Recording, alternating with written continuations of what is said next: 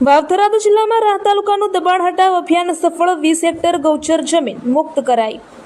રાહ તાલુકાના વડામથક રાહ ગામ ખાતે તારીખ 13/5/2026 થી 16/5/2026 દરમિયાન વહીવટીતંત્ર અને ગ્રામ પંચાયત દ્વારા સંયુક્ત રીતે દબાણ હટાવ અભિયાન હાથ ધરવામાં આવ્યું હતું। આ અભિયાન દરમિયાન કુલ 243 દબાણકારો દ્વારા ગૌચરની જમીન પર કરાયેલા અંદાજે 20 હેક્ટર જેટલું છૂટુંછવાયું દબાણ દૂર કરવામાં આવ્યું હતું।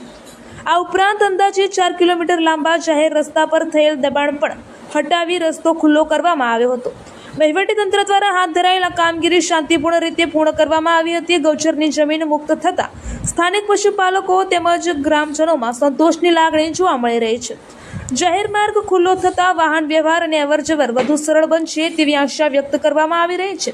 સ્થાનિક તંત્ર દ્વારા જાહેર મિલકતો અને ગૌચર જમીન પરના દબાણ દૂર કરવા માટે આગામી સમયમાં પણ આવી કાર્યવાહી સતત ચાલુ રાખવામાં આવશે તેવી માહિતી આપવામાં